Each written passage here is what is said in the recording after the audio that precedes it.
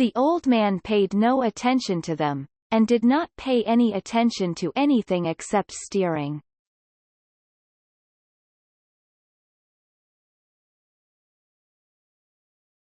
He only noticed how lightly and bow well the skiff sailed. Now there was no great weight beside her.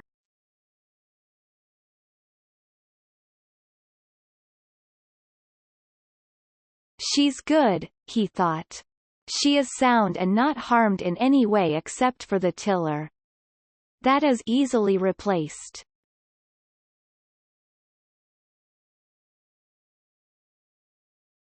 He could feel he was inside the current now, and he could see the lights of the beach colonies along the shore.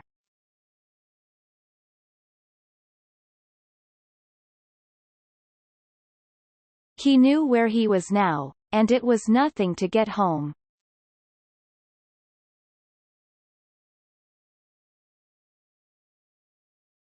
The wind is our friend, anyway, he thought. Then he added, sometimes.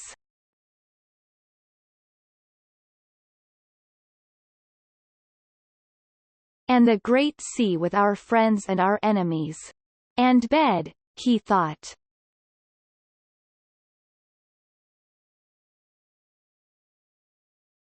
Bed is my friend. Just bed, he thought. Bed will be a great thing.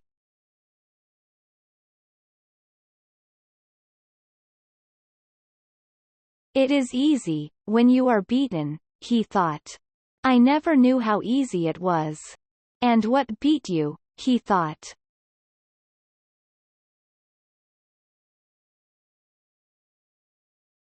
Nothing, he said aloud.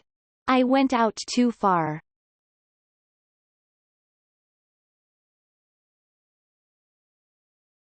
When he sailed into the little harbor, the lights of the terrace were out, and he knew everyone was in bed.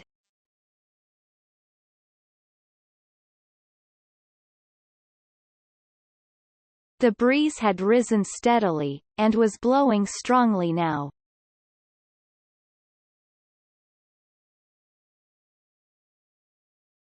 It was quiet in the harbor though, and he sailed up onto the little patch of shingle below the rocks.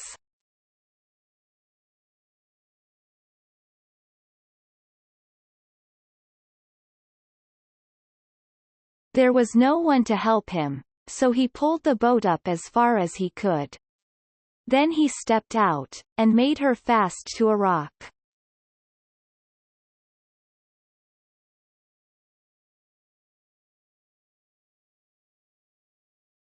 He unstepped the mast and furled the sail and tied it.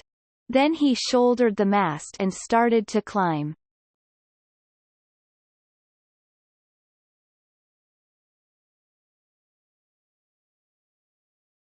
It was then, he knew the depth of his tiredness.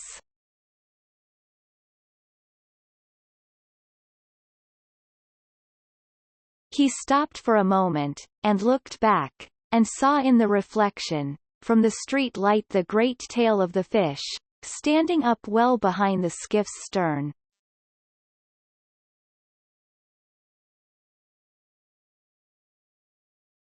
He saw the white naked line of his backbone, and the dark mass of the head with the projecting bill, and all the nakedness between.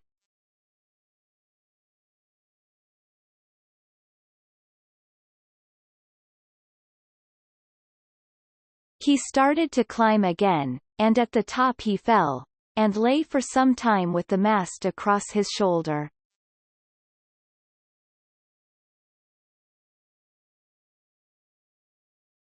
He tried to get up. But it was too difficult, and he sat there with the mast on his shoulder, and looked at the road.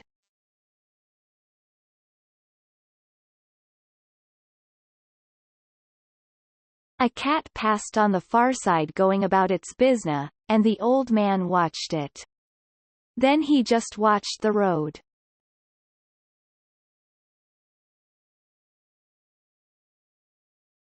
Finally he put the mast down and stood up. He picked the mast up, and put it on his shoulder, and started up the road.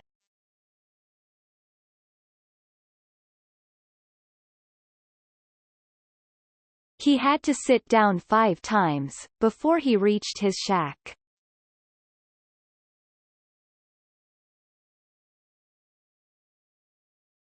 Inside the shack he leaned the mast against the wall. In the dark he found a water bottle and took a drink.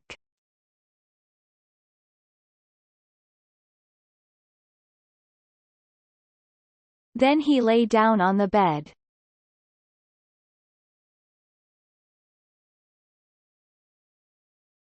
He pulled the blanket over his shoulders, and then over his back and legs, and he slept face down on the newspapers with his arms out straight and the palms of his hands up.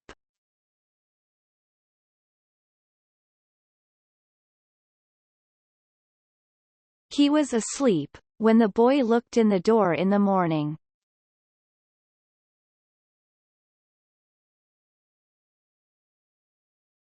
It was blowing so hard that the drifting boats would not be going out, and the boy had slept late, and then come to the old man's shack as he had come each morning.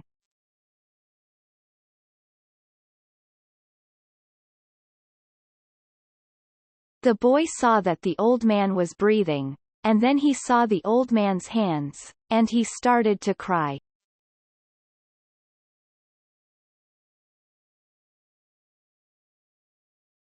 He went out very quietly to go to bring some coffee, and all the way down the road he was crying.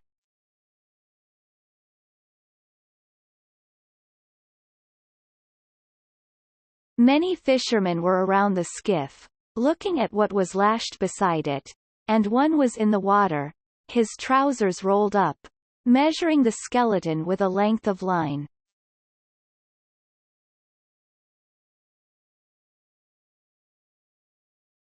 The boy did not go down.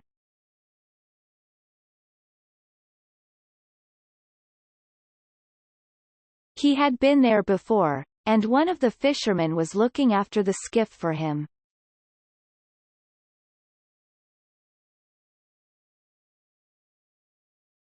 "How is he?"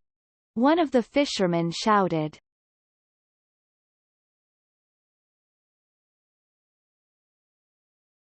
"Sleeping," the boy called. He did not care that they saw him crying. Let no one disturb him.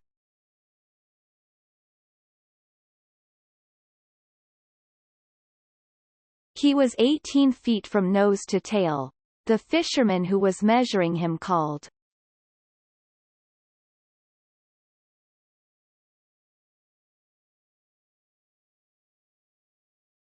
"I believe it," the boy said.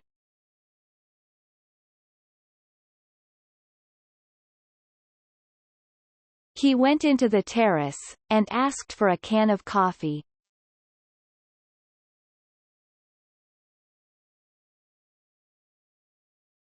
"Hot and with plenty of milk and sugar in it."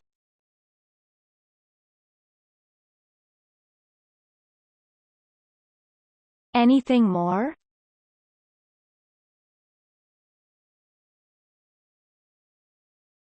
"No. Afterwards I will see what he can eat."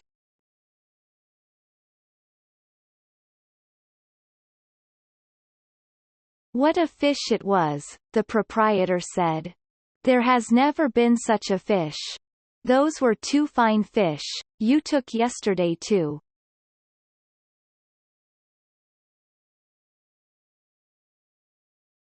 "Damn my fish," the boy said, and he started to cry again.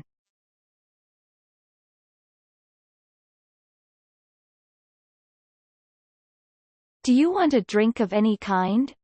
the proprietor asked.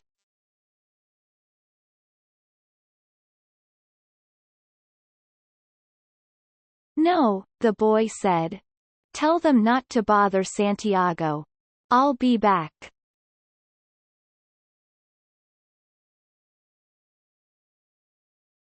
"Tell him how sorry I am." "Thanks," the boy said.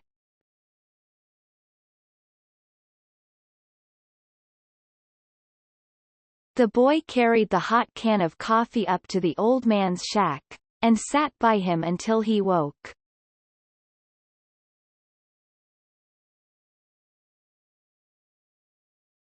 Once it looked as though he were waking.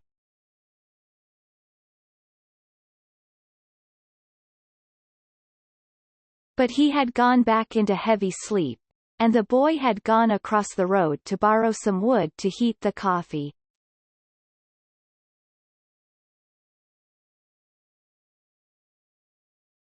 Finally the old man woke.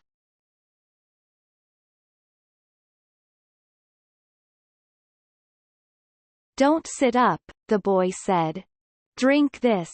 He poured some of the coffee in a glass.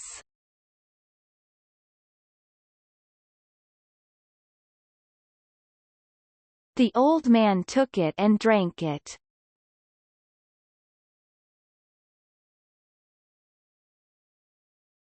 "They beat me, Manolin," he said. "They truly beat me."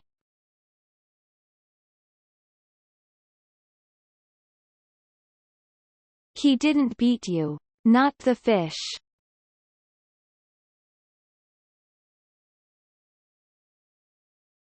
"No, truly. It was afterwards."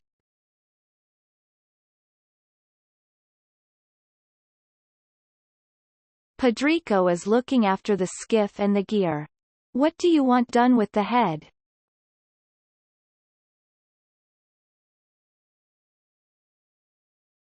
"Let Pedrico chop it up to use in fish traps."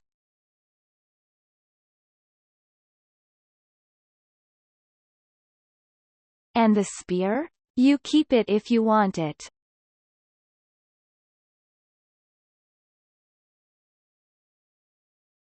"I want it," the boy said. "Now we must make our plans about the other things."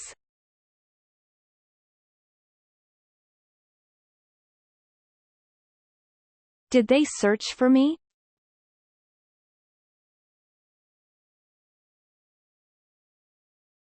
"Of course. With Coast Guard and with planes."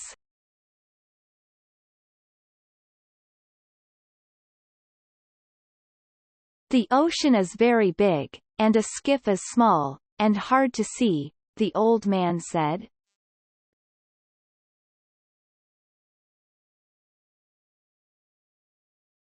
He noticed how pleasant it was to have someone to talk to, instead of speaking only to himself and to the sea.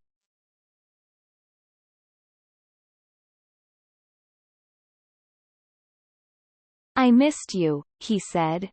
"What did you catch?"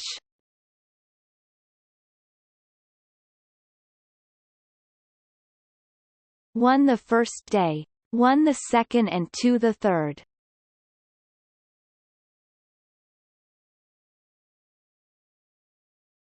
"Very good. Now we fish together again."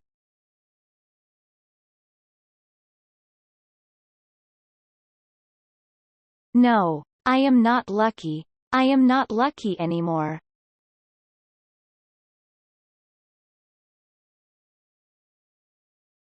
"The hell with luck," the boy said. "I'll bring the luck with me."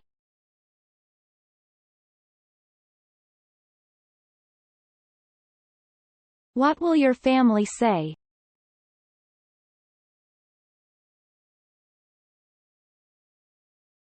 "I do not care. I caught 2 yesterday. But we will fish together now, for I still have much to learn."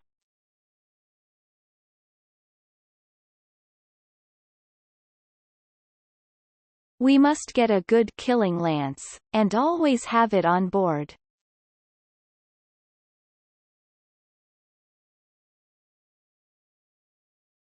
"You can make the blade from a spring leaf from an old Ford. We can grind it in Guanabacoa."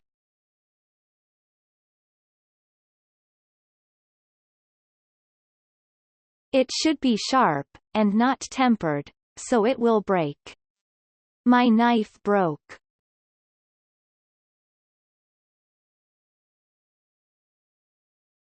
"I'll get another knife, and have the spring ground."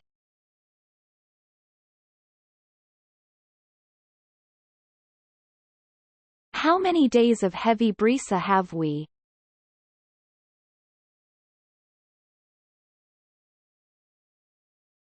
Maybe 3. Maybe more.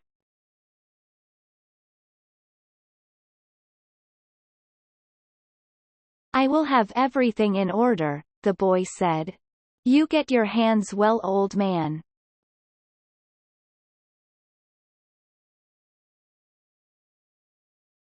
I know how to care for them. In the night I spat something strange, and felt something in my chest was broken.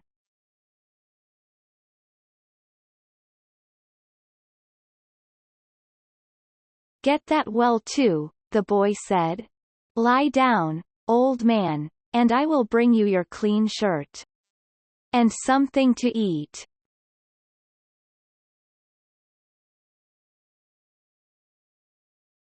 Bring any of the papers of the time that I was gone, the old man said.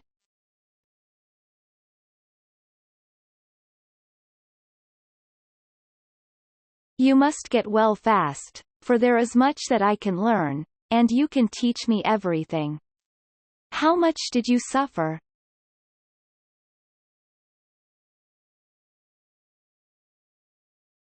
Plenty, the old man said.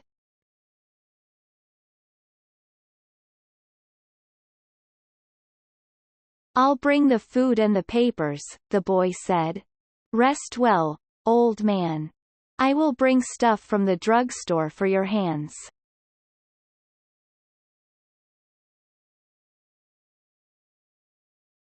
Don't forget to tell Pedrico the head is his. No, I will remember. Don't forget to tell Pedrico the head is his. No, I will remember.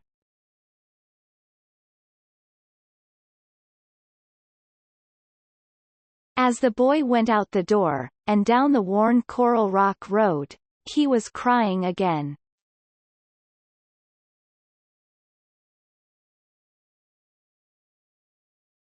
That afternoon there was a party of tourists at the terrace, and looking down in the water among the empty beer cans and dead barracudas, a woman saw a great long white spine with a huge tail at the end, that lifted and swung with the tide, while the east wind blew a heavy steady sea outside the entrance to the harbor.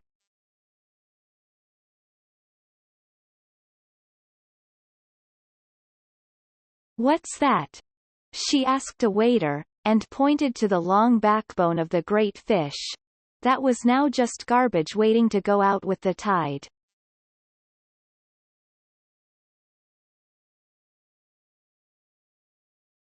Tiburon, the waiter said.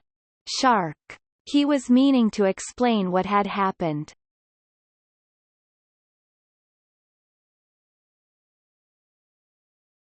I didn't know sharks had such handsome, beautifully formed tails.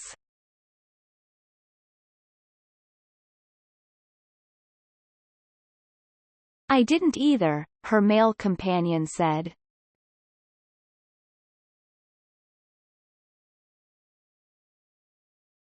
Up the road, in his shack, the old man was sleeping again.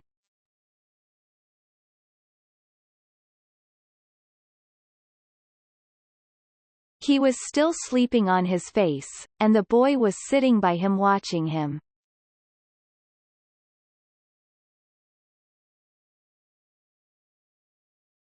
The old man was dreaming about the lions.